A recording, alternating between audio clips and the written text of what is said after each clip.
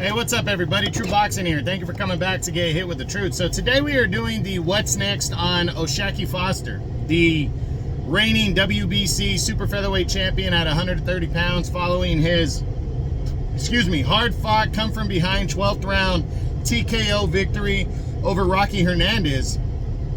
As he came in the favor and was losing the fight, though, and had to score a dramatic 12th round stoppage to retain his title. Now, before we get into that, if you could smash the like button, leave a comment, subscribe to the channel. I really do appreciate any and all support that I can get as I continue to build my channel here. So back to the fight. Yeah, there was a great fight. I mean, Rocky just, I didn't think he was going to be much contention for Foster, and Foster had to dig deep. Rocky was well ahead. He had to dig deep.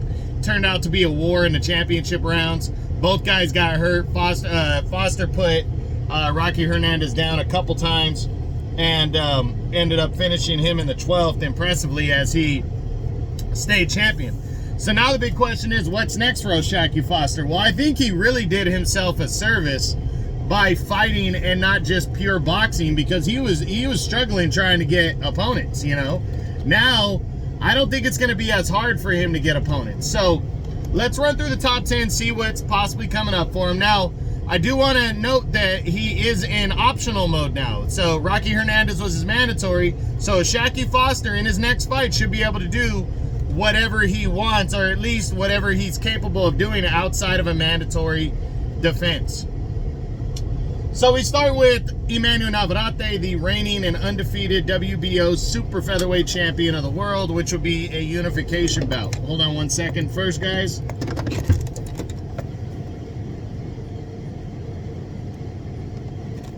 Sorry. So that fight I don't think is possible. It's not that Navarrete wouldn't be interested in unifying belts, and Foster would be definitely an opponent to unify belts against, you know, in terms of an interesting opponent for Navarrete. But Navarrete, I really do think after the fight with Conceição that happens this week coming up, I really believe that Navarrete is going to be interested in moving up to lightweight. He's already put in a request to become a super champion. That way he can move up and move ahead of any mandatories. And I think there's two big fights that are waiting for him at 135. And Navarrete coming off the big win over Valdez, I think he thinks he's on that level now, and he is the #1 guy at 130.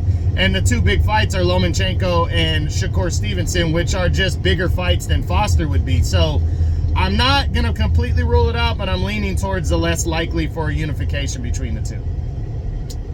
Then there's Oscar Valdez, the former two-division world champion. I mean, if Valdez wanted to take another run at somebody, I think after the way Foster fought Hernandez, I think O'Shaquie Foster would be down for that fight, and I think Valdez, if he wanted it, could land the fight very easily. But that's a big question. Valdez coming off of a tough loss to Navarrete, would he want to get back in there, especially since he's lost 2 of his last 3 fights? Would he want to get back in there against Foster? I do think the possibility is there, but again, I'm going to lean towards the less likely for Oscar Valdez. Then you got Joe Cordina, the undefeated IBF champion, the 2-time IBF champ.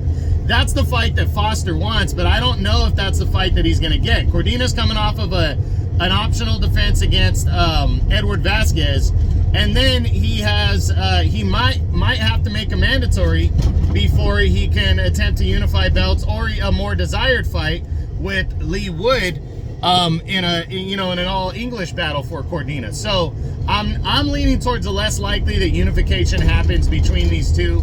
But but Foster did just fight with DAZN. He sold himself a little bit better that he's not just a pure boxer. He likes to stand in there and bang. And I think Joe Cordina might be interested, because that fight was close to being made before. So we'll see. But I don't believe Cordina's going to take the fight, because I don't think he wants to ruin the chances of a prospective showdown, a title fight with Lee Wood, who's moving up to 130 now. Then there's Hector Luis Garcia, the WBA champion. He's with the PBC. He's fighting Lamont Roach Jr. on the Benavidez Andrade undercard. And I think if he beats Roach, then I think he's just going to stick to PBC guys unless it's a mandatory. I don't think there's going to be big time interest for Garcia and O'Shaquie Foster. Then we got Shavkat Rakhimov, the former IBF champion. He's fighting in an IBF mandatory contenders bout against Eduardo Nunez, and if victorious there, he's going to be in line for Joe Cordina. I don't think a fight with Foster is on the table unless Rakhimov forgoes that and says, hey, I'll fight Foster for the WBC title.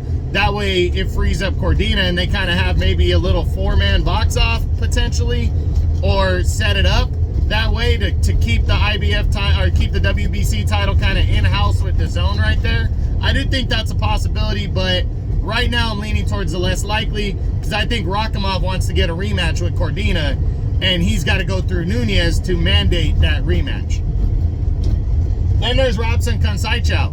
Well, if Conceição upsets Emmanuel Navarrete next week, then I think it's possible. I don't think he's going to beat Navarrete, though. I think Navarrete is going to get him, and if he does, then I believe it's going to be, I think Conceição, it's probably going to be dropped to the back burner, and for Foster, maybe it's an option, but I think he's going to look at it like, yeah, I want something bigger, so I'm not going to take that one.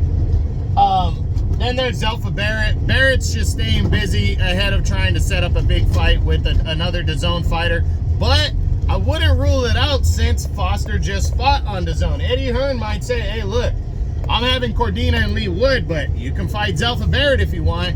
Will Foster take that fight, though? Because Barrett is a pure boxer. That would be a challenge, and we have to see. Then there's Lamont Roach Jr. If Lamont Roach upsets Hector Luis Garcia, he is with DAZN, and he might be searching for an opponent too. And Foster might be a good unification bout between two American fighters that are struggling trying to get some of these guys from the other countries to fight them. So I do think it's possible. I think Lamont Roach Jr. is a very live underdog against Garcia. I still believe Garcia is going to win, though, and I think that would take away a potential interest in showdown for Foster and Roach. And then guys at the back end, it's Roger Gutierrez, Eduardo Vasquez in a rematch with Rocky Hernandez. So Roger Gutierrez, former champion, that's always on the table. That could happen. Roger Gutierrez knocked out Rocky Hernandez in 1 round. So and it's an easy fight to make because he's a DAZN guy. So if what's-his-name really wanted to fight him, he probably could. I can't remember if Gutierrez has lost another fight since his loss last year to Garcia. I can't remember if Gutierrez lost again. We'll go over that at the end of the year report. But that is potentially, if he hasn't lost, that's potentially a showdown. Then Edward Vasquez would be an interesting opponent for Foster because he gave Cordina such a good fight, and they're both with DAZN. So I think it's an easy fight to make if Foster can't get a bigger one, to potentially show that he is better than Joe Cordina by defeating Edward Vasquez by a more decisive, line. And it would just be a good fight altogether. And then a rematch with Rocky Hernandez, I think it's deserved. Rocky Hernandez went out there and just fought his ass off, and I think him and O'Shaquie Foster too would be great. So I don't see why not. Let Foster leave no doubt that he was the better man across the board, but we have to see. So I think there's a lot of potential options. Even Kenichi Ogawa, the former IBF champion, because he's a DAZN guy as well, is an option. A lot of guys at 130 are with DAZN. O'Shaquie Foster just fought there, and he sold himself very well to potentially fight a lot of these options. So I think we got to see what goes on with Cordina and what he wants to do first, and then everything for O'Shaquie Foster should fall into place. So we'll see what happens, but that's it. That's what I got. That's my what's next on O'Shaquie Foster, the reigning WBC champion, following his dramatic 12th round TKO victory over Rocky Hernandez in a mandatory fight for the WBC 130-pound title. I hope you enjoyed the video. If you did, smash the like button, leave a comment, subscribe to the channel. I appreciate any and all support. This is True Boxing. You've been hit with the truth.